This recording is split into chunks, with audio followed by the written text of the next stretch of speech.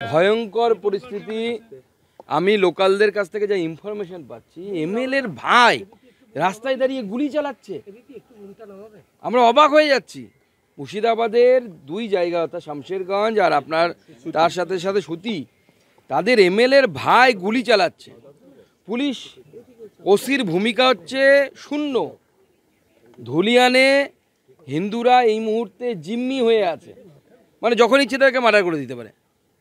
এবং যেভাবে সাম্প্রদায়িক পরিবেশ ছড়ানোর চেষ্টা করা হচ্ছে পশ্চিমবঙ্গের সমস্ত বর্ডারিং ডিস্ট্রিক্ট, অবশ্যই কেন্দ্র সরকারের হাতে তুলে দেওয়া উচিত, না হলে এদের সামলানো যাবে না। রাজ্য পুলিশের সেই প্রফেশনাল ট্রেনিংও নেই, সদিচ্ছাও নেই। এবং পুরো বিষয়টি করা হচ্ছে মূল এজেন্ডা 26,000 চাকরি থেকে সরিয়ে দেওয়া 22-23 লাখ, অ্যাকচুয়ালি 26,000 আমরা বলি মুখের কথায়, কিন্তু অ্যাকচুয়ালি তো 22-23 লাখ লোকের সাথে বা ছাত্রছাত্রীদের সাথে দুর্নীতি হয়েছে। এই 22-23 লক্ষ ছাত্রছাত্রীদের সাথে দুর্নীতি, তা থেকে চোখ ঘুরিয়ে দেয়া এবং মমতা বন্দ্যোপাধ্যায়ের মুসলিম ভোটকে কনসলিডেট করা, তার জন্য মমতা বন্দ্যোপাধ্যায় নিজে এই কাজ করাচ্ছেন এবং তার পুলিশ একদম চুপ, একদম চুপ।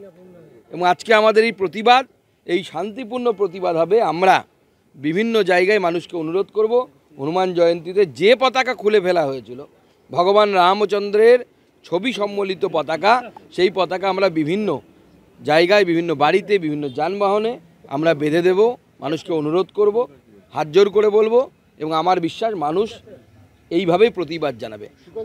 নির্দিষ্ট করে রাজ্যের দুটো বা একাধিক জেলাতে আলাদা করে কি রাষ্ট্রপতি শাসন বা তার অনুরূপ শাসন? দেখুন, ওরকম তো প্রভিশন সংবিধানে নেই, কিন্তু এটা ঠিক।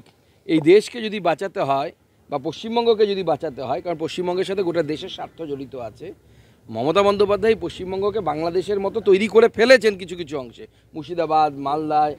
এখন এটাকে যদি আমাদেরকে ঠিক করতে হয়, অবশ্যই আউট অফ দ্য ওয়ে গিয়ে কিছু করতে হবে। কিন্তু এইভাবে যদি চলতে থাকে, পশ্চিমবঙ্গের অন্যান্য জায়গার পরিস্থিতি কিন্তু খারাপ হবে।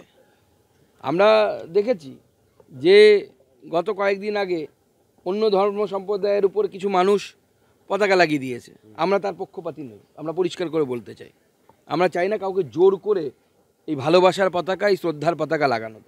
কিন্তু হিন্দুরা যদি, অনেক জায়গায় তো আছে, যে জায়গায় ঘটনা ঘটেছিল এখানে হিন্দুদের শক্তি আছে, তারা যদি রাস্তায় নামে যে ওখানে পেটাচ্ছি আমরা এখানে পেটাবো, গোটা পশ্চিমবঙ্গটা অশান্ত হয়ে উঠবে।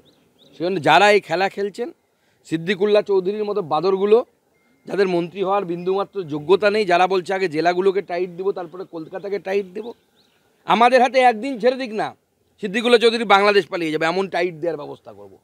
আমি গ্যারান্টি দিচ্ছি বাংলাদেশ পালিয়ে যাবে। টাইট দেওয়া শেখাচ্ছে। হিন্দুরা হাজার হাজার বছর ধরে লড়াই করে এখানে আছে, তুমি কে হে টাইট দেয়ার? তুমি ভয় দেখাচ্ছ। আর মুখ্যমন্ত্রী সেটা আবার বলছে, ফোন করে দারুণ সমাবেশ হয়েছে, তাতে উৎসাহিত করছে।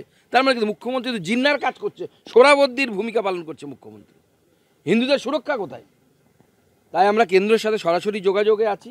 মাননীয় গৃহমন্ত্রীর সাথেও কথা হয়েছে আমার গতকাল, এবং মাননীয় গৃহমন্ত্রীও খুব মাইনিউটলি পুরো বিষয়টি দেখছেন, মাননীয় হোম মিনিস্টার দেখছেন পুরো বিষয়টি। তার অফিসের স্টাফের সাথে আজকে সকালবেলাও আমার কথা হয়েছে। আমরা এই মুহূর্তে জানতে পারছি 14-15 বছরের ছেলেদেরকে যারা মাদ্রাসায় পড়ে তাদেরকে রাস্তায় নামিয়ে দেওয়া হয়েছে। এই মুহূর্তে আবার অশান্ত হয়ে উঠছে ধুলিয়ান আবার। এবং আমার মনে হয় কেন্দ্রীয় হস্তক্ষেপের আমরা পক্ষপাতী নই। বিজেপি কোনো সময় 356, 355, আজ অবধি বিজেপি একবার 356 জারি করেছে, তাও নিজের স্টেটকে ভাঙার জন্য। কোনো বিরোধীদেরকে ক্ষমতা থেকে সরানোর জন্য আমরা 356 ব্যবহার করি না, এটা আমাদের নীতিগত সিদ্ধান্ত। কিন্তু আমার মনে হচ্ছে যে ধরনের পরিস্থিতি তৈরি হচ্ছে, আগামী দিনে এই হিন্দু সমাজকে বাঁচানোর জন্য কেন্দ্রীয় হস্তক্ষেপ হয়তো অবশ্যম্ভাবী হয়ে পড়বে। এবং তার সাথে আমি হিন্দু সমাজকে আমি বলবো যে আরও বেশি বেশি করে মন্দিরে যান, হনুমান চালিসা পাঠ করুন, নিজের ধর্মীয় আচরণ করুন, মাইক লাগিয়ে শোনেন, সপ্তাহে একদিন জড়ো হন। এই যে প্রতি শুক্রবারে জড়ো হয়ে একটা বাদর নাচ আমরা দেখতে পাচ্ছি, এর পাল্টা যদি আমরা করতে না পারি, তাহলে আগামী দিনে জমায়েত, পাল্টা জমায়েত, ভাঙচুর নয়, ওটা আমাদের সংস্কৃতি নয়। তবেই হিন্দুরা বাঁচতে পারবে, না হলে হিন্দুরা বাঁচতে পারবে। তার গাড়ি ভাঙচুর হয়েছে আজকে সকালে, তার নিরাপত্তা রক্ষীরা তৃণমূল বিধায়ককে বহু কষ্টে প্রাণ বাঁচিয়েছে, কি বলবেন? দেখুন, যেভাবে এই শক্তিগুলোকে মমতা বন্দ্যোপাধ্যায় দিনের পর দিন আশকারা দিয়ে যাচ্ছে না, এরা কারো হয় না। এই যে এই ধরনের সাম্প্রদায়িক শক্তি, এই ধরনের উগ্র মানসিকতার শক্তি, আমার বাদে সব খারাপ, আমার ধর্ম বাদে অন্যান্য ধর্মের কোনো অস্তিত্ব নেই, এই যে মানসিকতা, এই মানসিকতা ভারতবর্ষের সাথে পশ্চিমবঙ্গের মানসিকতার সাথে খাপ খায় না।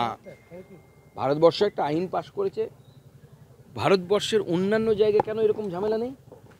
পশ্চিমবঙ্গে মুসলিমদের সংখ্যা কত শতাংশ? 30% বা তার একটু বেশি। আসামে 40% মুসলিম, 40% মুসলিম আসাম জনসংখ্যা। বিজেপির রাজত্ব আছে কোথায়?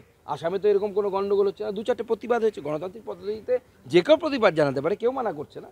আপনি গণতান্ত্রিক পদ্ধতিতে প্রতিবাদ জানান, আপনার পছন্দ নাও হতে পারে কোনো আইন, অসুবিধার কিছু নেই। অর্ধেক লোক তো আইন বোঝে না, এই 14-15 বছরের বাচ্চা। আমার তো যথেষ্ট সন্দেহ, সিদ্দিকুল্লাহ চৌধুরী সাহেবকে যদি বিলটা দিয়ে দেওয়া হয়, উনি পড়ে বোঝাতে পারবেন কিনা সন্দেহ আছে বিলে কি আছে না আছে।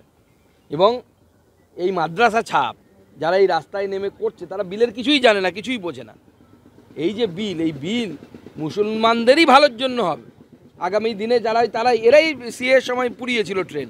এখন জিজ্ঞেস করুন তো, কোথায় বাবা তোমার নাগরিকত্ব চলে যাবে বলেছিল তোমাদের এই দাদারা, আকারা, তোমাদের চাচারা? কই, কারো তো নাগরিকত্ব গেছে, নিয়ে এসো মুর্শিদাবাদে। উল্টে বাংলাদেশ থেকে আরও কিছু মুসলিম এসে হয়তো নাগরিকত্ব এই কয়দিন আধার কার্ড নিয়ে নিয়েছে।